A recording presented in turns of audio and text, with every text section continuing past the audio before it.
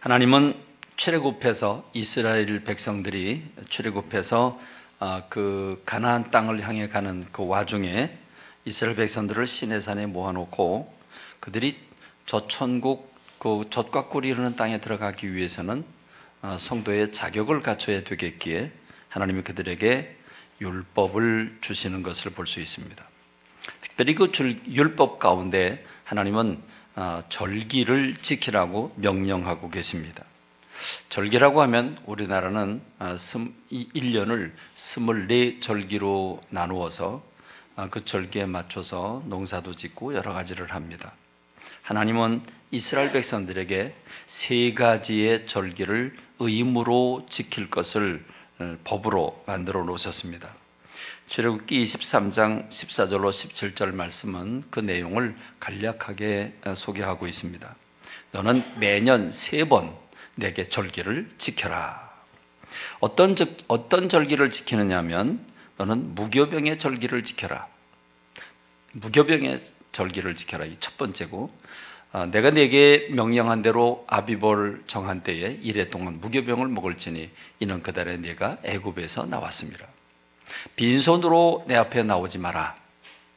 두 번째는 맥추절을 지켜라. 이는 내가 수고하여 밭에 뿌린 것의 첫 열매를 거뒀기 때문이다. 세 번째는 수장절을 지켜라. 이는 내가 수고하여 이룬 것을 연말에 밭에서부터 거두어 저장하기 때문이다. 내 모든 남자는 매년 3번씩 주 여호와께 보여라 라고 이렇게 하나님은 명령하고 계십니다. 하나님께서 이스라엘 백성들이 지켜야 할 법, 그 가운데 절기에 대한 법을 3가지의 법을 의무적으로 지키도록 하셨습니다. 무교병을 먹는, 쓴나물과 함께 무교병을 먹는 이 절기를 유월절이라고 말합니다. 유월절은 글자 그대로 유월, 패스오버입니다. 뭔가 통과한 거죠. 통과 이렇게 하는 식으로 하나님께서 이스라엘 백성들을 해방시켜 주실 때 그 이집트에서 종살이 할 때 하나님이 10가지 재앙을 통해 이 이집트에 있는 모든 신들을 다스린 다음에 마지막 재앙으로 이집트의 장자들을 다 죽게 합니다. 그리고 이집트 각 집안에 짐승의 첫 새끼들을 다 치십니다. 그럴 때 하나님은 이스라엘 백성들에게 너희는 어린 양을 잡아서 그 양의 피를 대문에 발라라. 그러면 죽음의 천사가 패스오버, 통과하게 될 거다. 이렇게 해서 이스라엘 백성들이 어린 양을 잡아서 급히 구워 먹고 그리고 양의 피를 바릅니다. 그러자 죽음의 천사가 이집트 전역을 통과하게 되는데 그때 그 대문에 피를 바른 집은 패스오버, 통과하게 되는 겁니다. 그래서 그걸 바르지 않은 이집트 전 왕궁의 왕의 아들로부터 왕자로부터 시작을 해서 가나안 농부 아들이 이르기까지 장자들이 다 죽습니다. 그리고 짐승의 첫 새끼들이 다 죽게 됩니다. 그러니 다음날 아침에 일어났을 때 왕궁으로부터 이집트 전역의 장자들이 한꺼번에 다 죽었으니 여러분 세상에 전대미문한 사건이죠. 전 인류가 아마 이런 일이 없을 겁니다. 그러니 한날 한시에 똑같이 전 백성들이 장례식을 치르게 되는 겁니다. 그러니 이집트 왕이 얼마나 두렵고 이 이집트 백성들이 얼마나 두렵겠습니까? 장자가 죽었으니 그 다음에 누구 차례겠습니까? 그러니까 그들은 급하게 이스라엘 백성들을 등 떠밀어서 나가라고 그럽니다. 그래서 그들이 해방받아 나오게 되는데 얼마나 급하게 나왔던지 아직 발효도 되지 않은 빵을 그 반죽을 둘러매고 나오게 됩니다. 그래서 하나님은 이 유월절을 기념해서 무교병, 곧 발효되지 않은 빵을 먹도록 하고 쓴나물을 먹음으로써 그들이 고난받은 그 이집트 백성들의 이집트 사이에서 고난받은 걸 기억하게 하고 그들을 구원하신 하나님의 구속의 역사를 감사하게 만든 것이 바로 이 유월절입니다. 그 유월절을 잊지 말라는 겁니다. 해방시키신 하나님의 은혜를 잊지 말고 감사하라는 절기죠. 맥추절은 무엇입니까? 맥추절은 글자 그대로 보리맥, 추수하는 것을 의미합니다. 보리를 추수하는 건데 보리는 언제 열매를 거두죠? 우리 학생들 한번 대답해 볼까요? 보리는 언제 추수하죠? 보리 언제 추수해요? 봄, 여름, 가을, 겨울 중에 확률이 4분의 1이에요. 보리 추수는 봄에 하죠. 봄에. 이제 겨울에 저장한 거 다 먹고 나면 봄에 먹을 게 없을 때 보리는 정말 귀한 양식이죠. 그러니까 이런 봄에 하나님이 먹도록 만들어 주신 게 보리입니다. 그러니까 보리 농사를 짓고 하나님 먹을 거 주셔서 감사합니다. 그래서 하나님 앞에 드리는 그 절기가 맥주 감사입니다. 그리고 추수감사는 글자 그대로 수장절입니다. 수장절은 추수할 때 수자고 장은 저장한다는 말입니다. 추수를 해서 저장을 하고 하나님 앞에 감사해서 축제 예배를 올려드리는 겁니다. 그러니까 수장절은 우리말로 말하면 늦가을, 1년 농사를 다 맞춰놓고 그리고 늦가을의 농사는 대부분 다 저장할 수 있는 곡식들입니다. 그래서 겨울에 먹을 걸 저장해 놓고 저장해 놓았으니 얼마나 감사합니까? 하나님 앞에 축제하며 감사를 올려드리는 그 절기가 수장절입니다. 우리가 이제 다음 주에 추수감사절을 맞게 되기 때문에 이 추수감사절이 우리에게는 어떤 영적인 의미가 있는지 우리는 지금 구약시대가 아니고 신약시대를 살고 있는 사람들인데 이 수장절을 어떻게 지켜야 되는지에 대해서 오늘 명확하게 알고 마음의 감동을 받고 하나님 앞에 헌신하는 감사하는 저와 여러분이 되기를 바랍니다. 자, 하나님은 1년에 3차례 이 3차례는 무조건 하나님 앞에 나와서 절기를 지켜라. 그리고 빈손으로 나오지 마라. 이렇게까지 말씀을 하십니다. 그러니까 한마디로 말하면 의무적으로 법적으로 감사를 명한 것입니다. 여러분 이 3가지 절기를 우리가 그 백그라운드를 쭉 취합해 보면 한 가지 공통점이 나오죠. 그러니까 6월절도, 맥주감사도, 추수감사도 전부 다 뭐가 주제입니까? 감사가 주제입니다. 그러니까 감사하라는 것입니다. 그러니까 감사하라고 법을 만들어 놓은 건데 여러분 대한민국 법에 감사해라. 반드시 빈손으로 오지 말고 감사 예물을 준비하고 와서 감사 세금 바쳐라. 여러분 이 감사 세금 있습니까? 감사 세금 없습니다. 그러니까 여러분 이 3가지를 의무적으로 하나님 앞에 와서 감사라고 했는데 여러분 감사라고 하는 건 자발적으로 우러나서 해야 되는 거지 감사라고 하는 걸 법적으로 의무적으로 세금 내듯이 그렇게 내라고 하는 게 어디 있습니까? 그렇지 않습니까? 아무리 하나님이라도 그렇지. 감사라고 하는 건 자발적으로 우리 속에서 우러나서 해야 되는 게 감사지. 법으로 감사하라고 명령하는 게 그게 무슨 감사의 의미가 있겠습니까? 생각해 보면 감사라고 하는 건 한마디로 말하면 이 3가지가 다 해방에 대한 감사. 그들은 해방할 능력을 갖추지 못했는데 하나님의 방법으로 그들을 해방시켜 주셨기 때문에 해방시킨 것에 대한 감사. 또 봄에 먹을 걸 주신 것에 대한 감사. 가을에 거두고 겨울에 먹을 걸 주신 하나님에 대한 감사. 그 감사를 드리라고 하는 겁니다. 한마디로 말하면 사람이 심고 가꾸고 일했지만 자라게 하시고 열매 맺게 하신 분은 하나님이시기 때문에 하나님이 공급하신다고 하는 걸 인정하고 하나님의 공급과 보호와 인도에 대한 감사를 올려라 라고 하는 게 이 3가지 절기의 주 목적입니다. 여러분 왜 감사를 법적으로 못 박아 놓았을까요? 왜 그랬을까? 가만히 생각해 봤습니다. 그래서 안 믿는 사람들을 생각해 봤습니다. 자, 세상 사람들은 어떻습니까? 세상 사람들은 아예 하나님을 인정하지 않습니다. 하나님의 존재를 부정합니다. 하나님의 존재를 부정하니까 하나님이 우주 만물을 지으셨다. 창조주라고 하는 것도 부정합니다. 하나님이 나를 이 땅에 보내셨다. 무슨 말입니까? 전혀 아니죠. 그렇죠? 하나님을 믿지 않는 사람들은 하나님이 없기 때문에 우주 만물을 창조하신 것도 아니고 나를 이 땅에 보내신 것도 아닙니다. 그러면 여러분 하나님을 믿지 않는 사람들은 어떤 사고방식을 가지고 어떤 주체의식을 가지고 세상을 살아가고 있습니까? 자, 공부합니다. 돈을 법니다. 직장 생활합니다. 운동도 합니다. 여러 가지를 하게 되는데, 자, 누가 공부합니까? 누가 일했습니까? 그러니까 내가 열심히 일하고, 내가 열심히 돈 벌고, 내가 열심히 공부한 겁니다. 누가 공부했어요? 내가 공부했어요. 이웃집 아저씨가 공부한 거 아니고 내가 공부한 겁니다. 자, 그럼 누가 돈을 벌었습니까? 내가 참고 견디고. 여러분, 돈 벌기가 어렵죠? 아니 꽂고 치사하고 매식 꽂고, 그렇죠? 날마다 사표 이제 짊어지고 다니잖아요. 그러니까 고생하고 일했어요. 정말 참아가면서 일했어요. 힘들고 어렵게 일했어요. 자, 그렇게 해서 얻었어요. 그 누가 일해서 얻은 거예요? 내가 일해서 얻은 거예요. 내가 참고 견디면서, 내가 열심히 밤잠 안 자고 공부하면서 거둔 거예요. 그 하나님 준 거 아니에요. 하나님 믿지도 않는데, 그렇죠? 그러니까 여러분, 감사할 필요도 없는 겁니다. 내가 열심히 일해서, 내가 뼈골 빠지게 일하고, 내가 열심히 공부해서 내가 그 상한 대가를 얻었다고 한다면, 여러분, 감사한다면 누구한테 감사해야죠?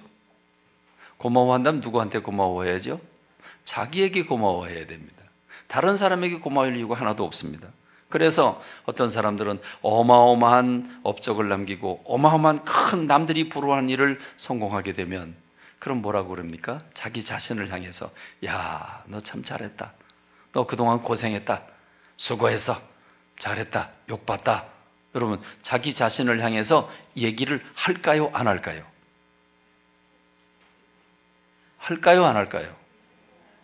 아니, 하면 하고 안 하면 안 하는 거지. 뭐 이렇게 뜰분 얼굴로 이렇게. 하면 하는 거고 안 하면 안 하는 거지. 그렇죠? 여러분, 우리 삼층 할까요? 안 할까요? 침묵이다, 야, 침묵. 여러분, 세상 사람들은 자기 자신을 칭찬해요. 자기 자신을 격려해요. 그리고 못 이루면, 얻지 못하면, 실패하면, 이 바보 같은 놈아, 그것도 못해, 나가 죽어라. 이러는 거죠. 왜? 자기가 주인이니까. 자기가 주체니까.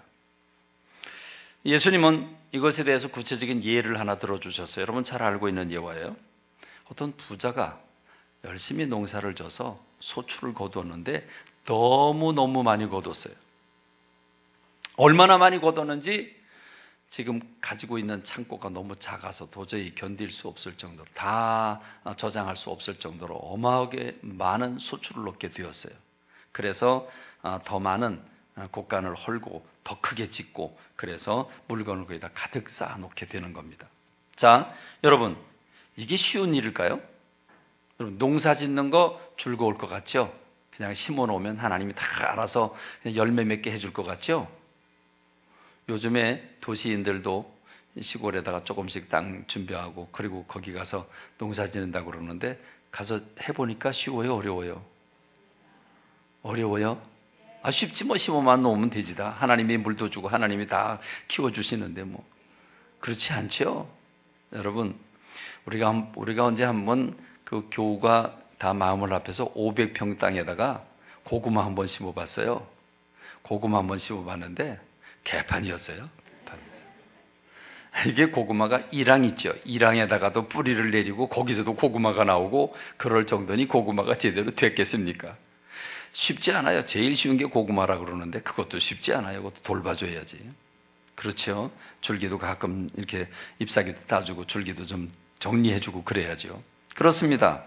여러분, 농사 짓는 거 쉽지 않아요. 품종 선택 잘해야 돼요. 품종 잘못 선택하면 그 해 농사 망해요. 그러니까 머리 잘 써야 돼요. 계획 잘 세워야 돼요. 여러분, 시기가 얼마나 중요한지 몰라요. 때를 맞춰서 씨 뿌리고 풀도 뽑아주고 물도 주고 거기다가 또 비료도 주고 별거 다 해야 돼요. 여러분, 한 1000여 평만 가지고 있어도요, 1000여 평의 땅, 여러분 이렇게 길거리 지나가다가 보면 한 밭이죠. 한 종류를 심었죠. 그럼 관찰해 보세요. 왼쪽부터 오른쪽까지 쭉 훑어보고 앞으로부터 뒤까지 쭉 훑어보세요. 그럼요, 어느 한쪽이 키가 더 크고 어느 한쪽이 훨씬 작을 겁니다. 근데 여러분, 씨앗을 심을 때 왼쪽에는 먼저 심어놓고 한 일주일 지나서 심었을까요? 아닙니다. 같은 날 다 심었습니다. 같은 날 심거나 그 다음 날 심거나 그 다음 날 심거나 이렇게 연차적으로 심었을 겁니다. 그런데 여러분, 하루 이틀 늦게 심은 게 표가 납니다. 여러분 다음에 이제 밭을 향할 때 꼭 보세요. 보면요, 층이 져 있는 걸 발견할 거예요. 틀려요. 그러니까 농사를 제 시기에 제때 짓지 못하면, 제때 물 뿌려주지 않고, 제때 약을 뿌려주지 않고, 제때 벌레 잡아주지 않으면요, 그럼 농사 망해요. 그러니까 대풍을 거뒀다고 하는 건 그만큼 엄청나게 지혜도, 그리고 계획도, 그리고 성실하게 농사를 졌다는 말입니다. 그렇죠? 그냥 우연히 거둔 거 아닙니다. 그러니까 그 사람 하나님을 믿지 않는 사람인데 그렇게 농사 엄청난 열매를 맺었어요. 한 번 농사에 평생 먹을 걸 벌어놨어요. 여러분 그러면 어떤 기분일까요? 그 기분은 날아갈 것 같을 거예요. 그렇죠? 얼마나 감동이 될까요? 그럴 거예요. 여러분 그러니 그 장본인이 그렇게 해놓고 자기 자신을 향해서 뭐라고 얘기를 할까요? 뭐라고? 누가복음 12장 19절, 그가 자기 영혼에게 말을 합니다. 자기에게 말을 합니다. 영혼아, 여러 해 쓸 물건을 많이 쌓아두었으니 이제는 평안히 쉬고 먹고 마시고 즐겨라 그럽니다. 그렇죠? 야, 너 참 고생했다. 여러분 머리 참 잘 쓰고 상황 판단 잘해서 주식 투자를 했는데 평생 먹을 거 버리게 됐어요. 통장에 들어가 있어요. 여러분 그 통장만 생각해도 얼마나 기분이 좋을까요? 해봤어야 기분이 어떤지 알지. 그렇게 벌어보질 못했으니 뭐 기분을 잘 모르지. 여러분 한번 상상을 해봅시다. 얼마나 기분이 좋겠어요. 야, 너 고생했다. 이제는 평안히 쉬고 먹고 마시고 즐겨라. 여행 다니고 그저 이제는 고생하지 말고 살아라. 여러분 그래요. 이런 얼마나 기분 좋겠어요. 그런데 인생의 주인이 그날 밤 하나님께서 오늘 밤 내가 내 영혼 도로 찾겠다. 그럼 너 준비한 게 누구 것이 되겠느냐. 여러분 세상 모든 세상사가 그렇지 않습니까? 아버지 세대가 열심히 정말 먹을 거 안 먹고 고생하면서 허리도 졸라가면서 그렇게 여러분 성공을 합니다. 그렇게 성공을 해서 아들한테 물려줍니다. 아들은 아무것도 일하지 않았어요. 그냥 공짜로 물려받은 거예요. 근데 그 아들이 이어받았는데 결국 남 좋은 일 다 시키고 그리고 다 털어먹는 거 우리 주변에서 많이 보지 않았어요? 많이 봤어요. 그렇습니다. 오늘 밤에 내 영혼을 취하겠는데 그럼 너가 준비한 것이 누구 것이 되겠느냐? 다 풍지박산 되고 말죠. 자기를 위해서 재물을 쌓아두고 하나님께 대하여 부여하지 못한 자가 이와 같다. 그러니까 자기가 주인이 돼서 자기 중심으로 살아가는 사람들은 그렇습니다. 이렇게 산다는 겁니다. 세상 사람들은 동일합니다. 하나님 믿지 않는 사람들은 원칙적으로 동일합니다. 돈이든 공부든 열심히 했어요. 대기업에 취직을 했어요. 높이 승진을 했어요. 돈을 많이 벌었어요. 똑같아요. 누가요? 내가요. 내가 열심히 공부하고 내가 열심히 피땀 흘려가면서 내가 열심히 참고 견디면서 돈을 벌고 높이도 했으니 누가 잘한 거예요? 내가 잘한 거죠. 열매 누구 거예요? 내 거죠. 그러므로 누구에게 감사합니까? 아무에게도 감사할 필요가 없는 겁니다. 그러니까 믿지 않는 사람에게는 감사라고 하는 단어가 아예 없습니다. 그러나 우리 믿는 사람들에게는 감사가 기본입니다. 감사가 기본입니다. 왜요? 우리는 우리 스스로 할 수 있는 게 아무것도 없다고 판단합니다. 하나님은 전지전능하신 분인데 우주 만물을 창조하셨고 나도 창조하셔서 이 땅에 뜻이 계셔서 보내주셨다. 그 하나님 사랑의 하나님인데 하나님이 나의 모든 내 생명도 붙잡고 계실 뿐만 아니라 나에게 일할 수 있는 은사도 주시고 재능도 주시고 지혜도 주시고 그래서 하나님이 공급하고 보호하고 인도해 주셨기 때문에 나도 열심히 일했고 참고 견뎠지만 그러나 하나님이 주시지 않으면 난 받을 수 없다고 판단하기에 오늘 우리는 그 하나님 앞에서 무엇을 엄청나게 우리가 대풍 농사를 져서 많은 열매를 얻었다. 그럼 우린 첫 번째 내 입에서 나오는 게 무엇입니까? 주여 감사합니다. 내가 승진했다. 내가 합격했다.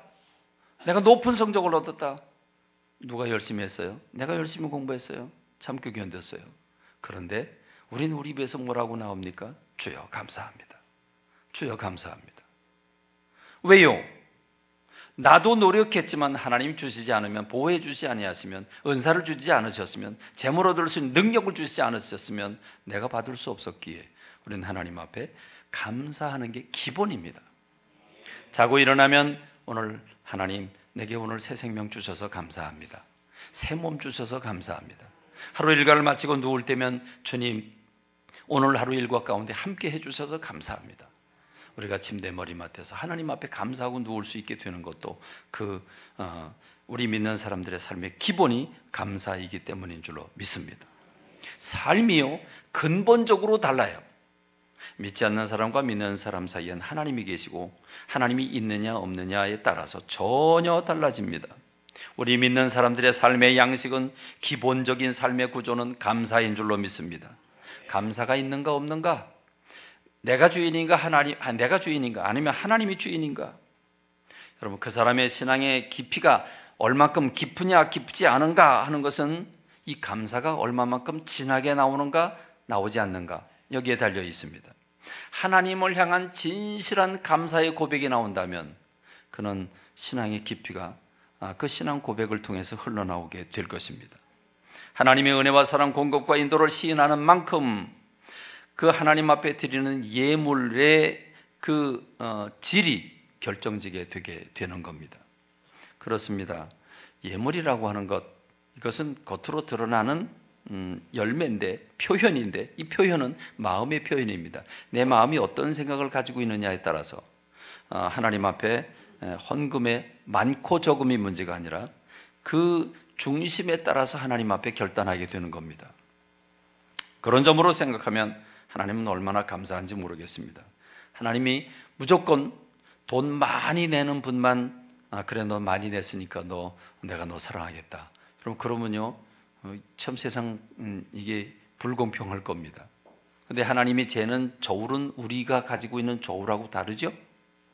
우리는 무게를 재지만 하나님은 중심의 무게, 마음의 무게를 재는 줄로 믿습니다. 100만 원을 드려도 하나님 앞에 10만 원으로 기록될 수 있고 10만 원을 드려도 하나님 앞에 100만 원이 기록될 수 있는 줄로 믿습니다. 참 하나님은 공평한 저울을 가지고 계십니다. 그렇습니다. 추수감사절이라는 게 뭘까? 구약의 수장절입니다.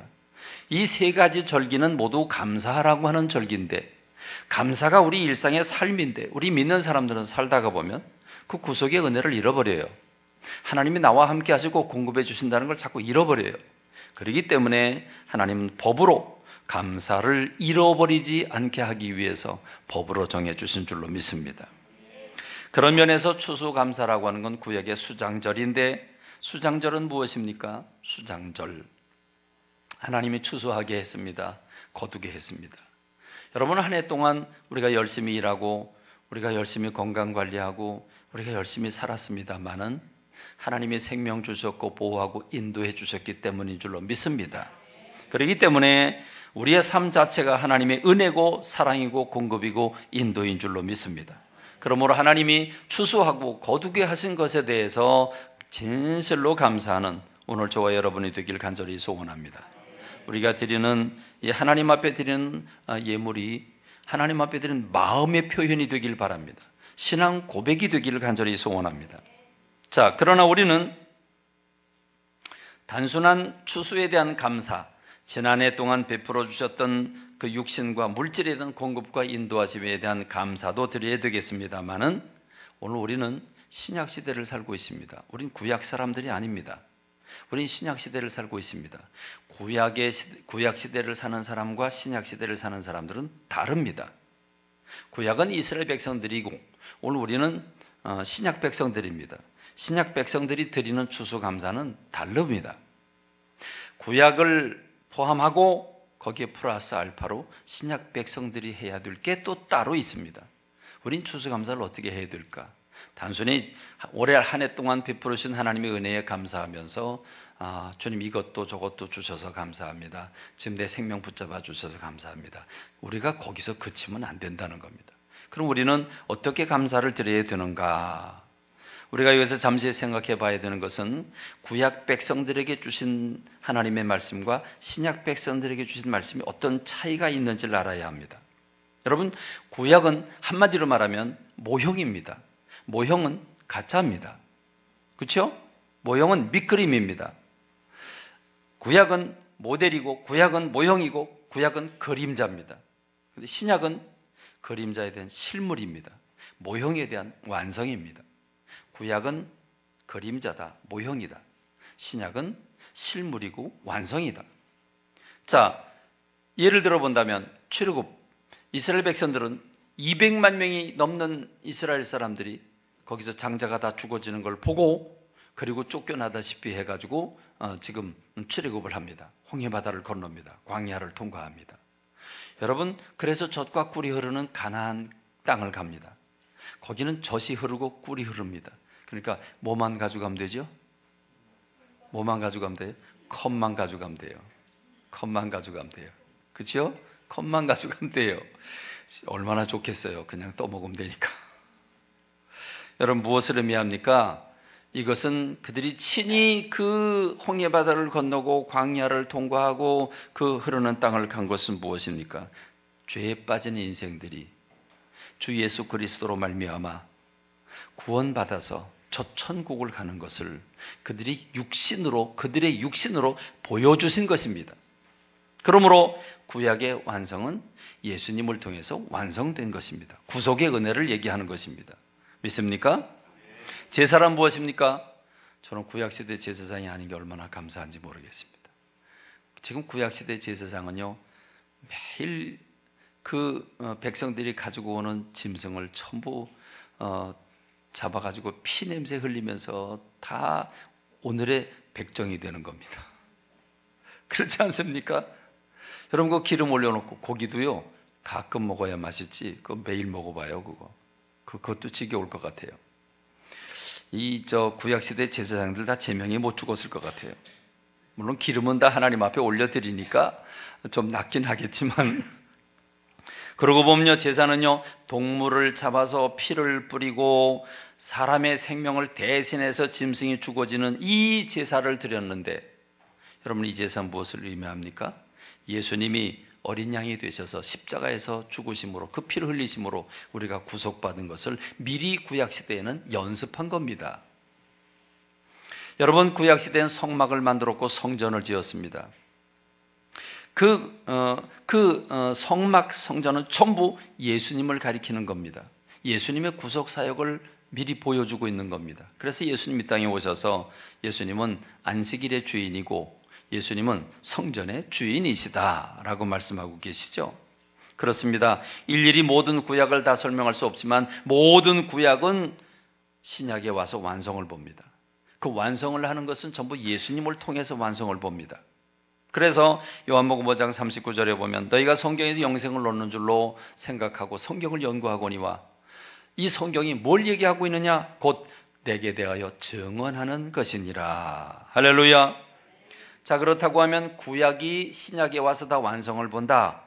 여러분 이미 들으셨지만 그래도 이건 반복해서 들을 필요가 있고, 사도 바울이 여러 번 반복해서 얘기하는 것이 너희들에게 유익하다라고 얘기한 것처럼 다시 반복해서 여러분들에게 말씀을 드리자면 6월절은 예수님이 어린 양 되셔서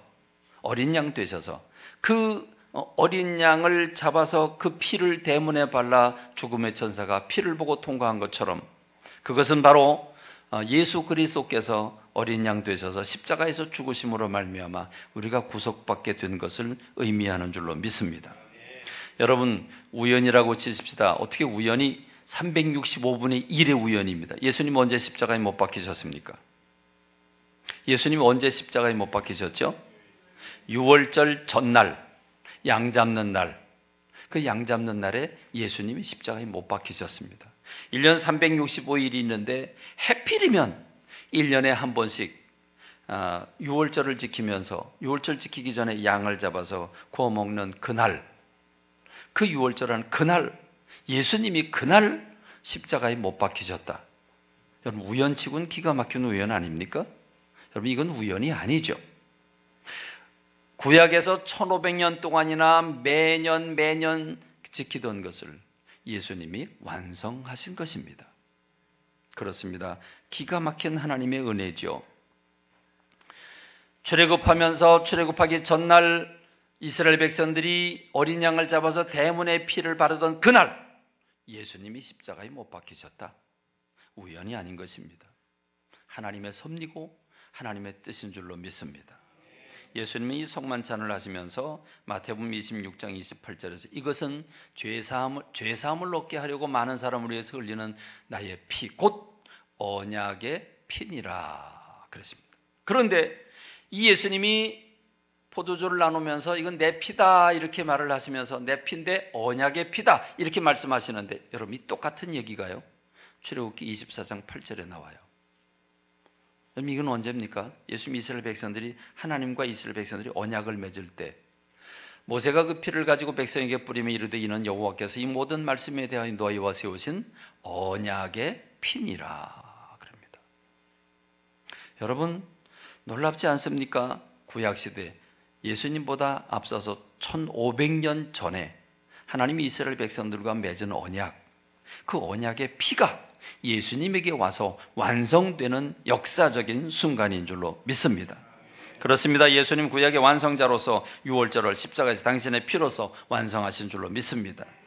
맥주절은 무엇입니까?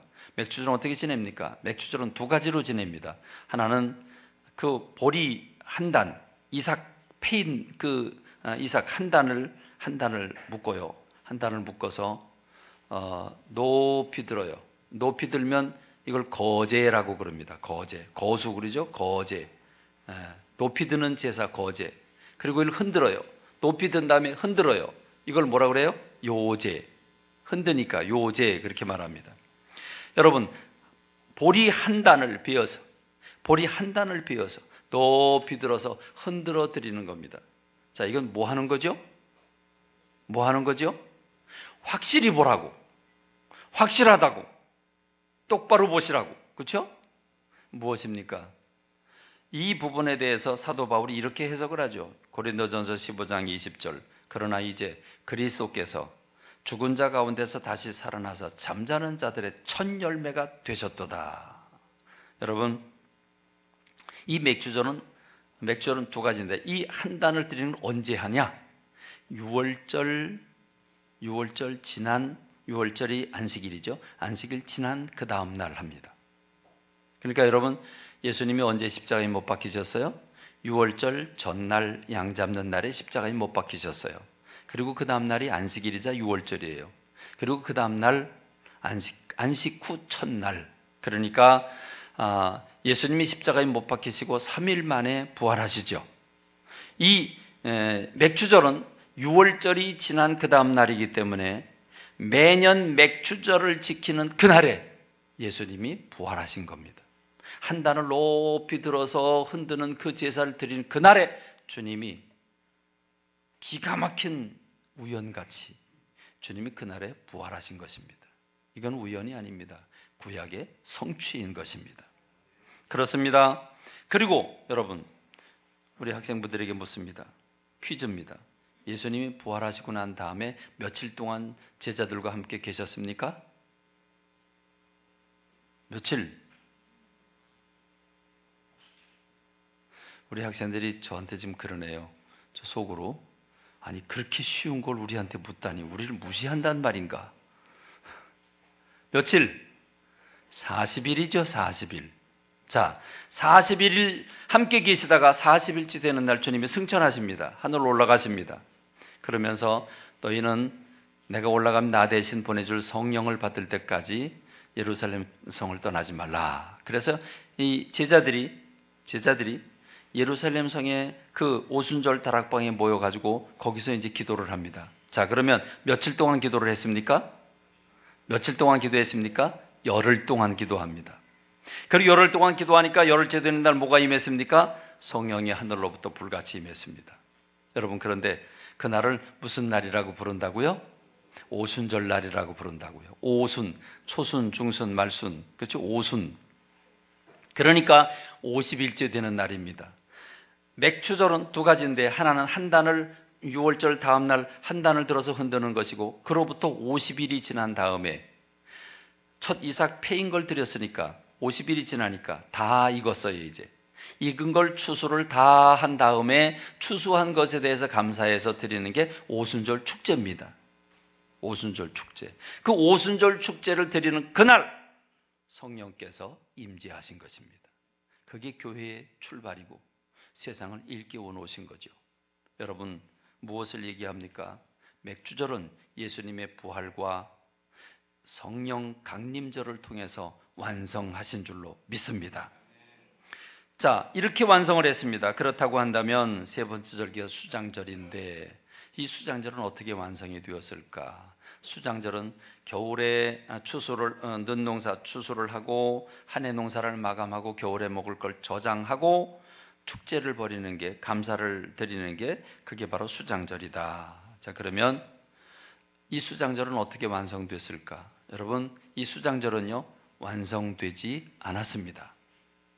이 수장절은 추수를 해야 되는데 추수를 아직 못했습니다. 자, 예수님이 이런 말씀을 하시죠. 눈을 들어 밭을 보라, 희어져 추수할 때가 되었구나. 그럼 여러분, 지금 눈을 들어서 밭을 보고 눈을 들어서 산을 보면 뭐가 보여요? 뭐가 보여요? 뭘 추수가 보여요? 단풍이 보이지. 눈을 들어 산을 보면 뭐가 보여요? 단풍이 보이지. 그러니까 지금 예수님이 눈을 들어 밭을 보라, 희어져 추수할 때가 되었구나. 주님이 지금 밭을 보고 얘기하시는 거예요. 그 밭이 지금 희어져 추수할 때가 된 겁니다. 물론 성경에 자세히 보면 아직 넉 달이나 남았어요.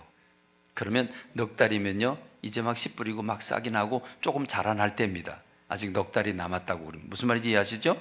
그런데 그 밭을 보면서 주님이 눈을 들어 밭을 보라, 희어져 추수할 때가 되었도다. 아직 멀었는데. 그럼 무슨 추수를 얘기한 겁니까? 그러면서 예수님 뭐라고 그래요? 제자들 보고 추수할 것은 많은데 일꾼이 적으니 하나님께 얘기해서 추수할 일꾼을 보내달라고 부탁을 드려라 그럽니다. 그럼 무슨 추수입니까? 영적인 추수를 가리키는 줄로 믿습니다. 여러분, 마태복음 13장에 보면 두 번째 비유, 천국에 대한 비유가 씨 뿌리는 자의 비유인데, 천국은 좋은 씨를 제 밭에 뿌린 사람과 같다. 좋은 씨를 자기 밭에 뿌렸는데 밤중에 악한 자가 와서 거기다가 가라지를 같이 뿌려버리고 말았습니다. 그럼 얼마 후에 보니까 곡식과 가라지가 같이 납니다. 일꾼들이 보니까 가라지들이 너무 많아요. 그래서 주인님, 이걸 어쩌면 좋겠습니까? 저 가라지를 다 뽑을까요? 주인이 얘기를 하죠. 가라지 뽑다가 곡식까지 뽑겠다. 그냥 내버려둬라. 그러면 추수 때에 추수꾼을 보내서 가라지는 모아다가 불태워버리고 곡식은 모아서 곡간 안에 넣겠다. 이렇게 말씀을 하십니다. 여러분, 이것은 무엇을 가리킵니까? 주님의 재림을 가리키는 줄로 믿습니다. 주님이 이 땅에 재림하실 때 세상을 심판하게 되는데, 곡식과 가라지를 구분해서 가라지는 불태워 영원한 불못에 던지고, 그리고 우리를 영원한 천국으로 이끌어 주시는 주님의 재림을 바로 추수라고 말씀하신 줄로 믿습니다. 그렇습니다. 여러분, 추수감사는 바로 주님이 이 땅에 추수하기 위해서 오신 그때 추수된 것에 대해서 감사를 드리는 겁니다. 그런데 여러분, 수장절이 무엇입니까? 추수한 것을 저장해 놓고 그리고 감사하는 겁니다. 그럼 우리는 이것을 어떻게 받아들여야 될까요? 여러분, 추수한 것을 저장해 놓고 감사한다. 자, 이 말은 마태복음 25장에 보면 세 가지 비유가 나오죠. 열처녀의 비유, 달란트의 비유, 양과 염소의 비유인데, 이 세 가지 비유는 다 주님이 천국이 있다는 걸 보여주시고, 열처녀를 통해서는 5은 들어가고 5은 못 들어간다. 천국에 들어갈 자가 있고 못 들어갈 자가 있다. 달란트의 비유는 천국에 들어가려면 열심히 자기에게 맡겨진 사명을 감당해야 된다. 사명 감당하지 못한 한 달란트 받은 사람은 바깥 어두운 데 쫓겨나 슬피 울며 이를 갈았다. 그런데 2달란트, 5달란트 받은 사람 남겨서 잘했다. 충성된 종아, 내 주인의 즐거움에 참여할지어다. 그러니까 상급이 있다고 하는 사실을, 칭찬이 있다는 사실을 말씀하고 있고, 그리고 양과 염소의 비유를 통해서 확실하게 그 상급이 어떤 상급인지를 말씀하고 있습니다.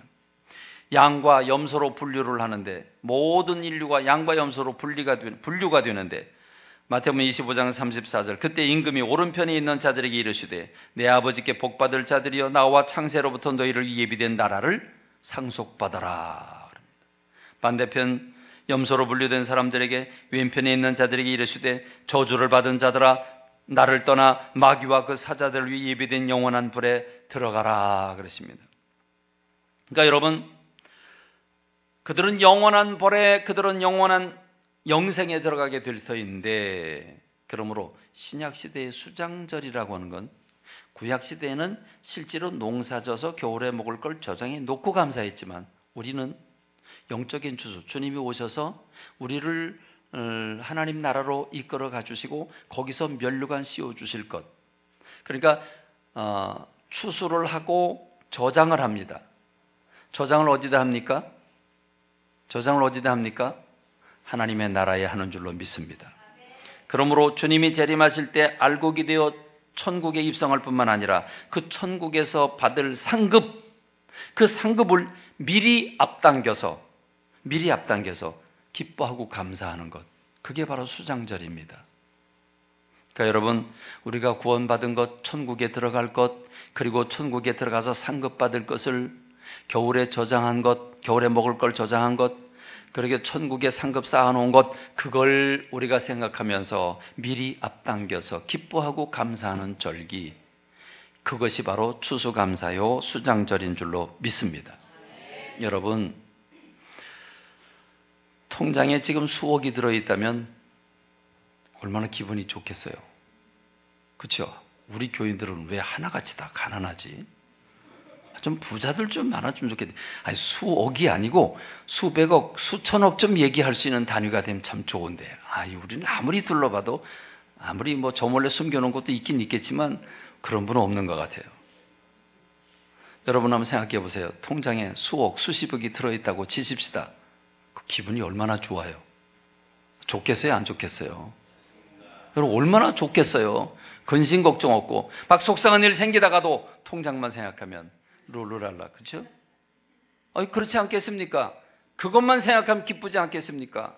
그렇습니다. 여러분, 우리가 속상하다가도 저 천국을 생각하고 천국에 내 이름이 기록된 그 생명록을 기억하고 천국에 내 면류관이 있고 상이 분명히 있다고 하는 걸 우리가 기억한다면 여러분은 얼마나 기쁘겠습니까? 힘들고 어렵다가도 용기를 얻게 되는 줄로 믿습니다. 그렇습니다. 오늘 우리 믿는 사람들은 지금 여기서 잘 살고 누리는데 목표를 둘 게 아니라 하늘에 상급을 쌓아놓고 그걸 수시로 생각하면서 희죽희죽 웃는 사람들인 줄로 믿습니다. 남들이 보면 미친 사람들이에요. 뭐야? 쥐뿔 가난하게 살면서 뭘 저렇게 좋다고 맨날 웃어? 그게 우리 믿는 사람들인 줄로 믿습니다. 예수님께서 주신 말씀이죠. 오늘 본문의 말씀입니다. 너희는 너희를 위해서 보물을 땅에 쌓아두지 말라. 지난달 우리가 성경 암송한 거죠. 우리 다 같이 시작.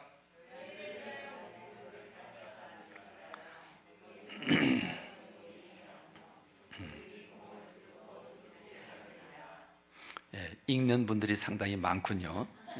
암송이 아니고 너희를 위해서 보물을 땅에 쌓아두지 말라. 거기는 좀도 동록도 도둑도 많다.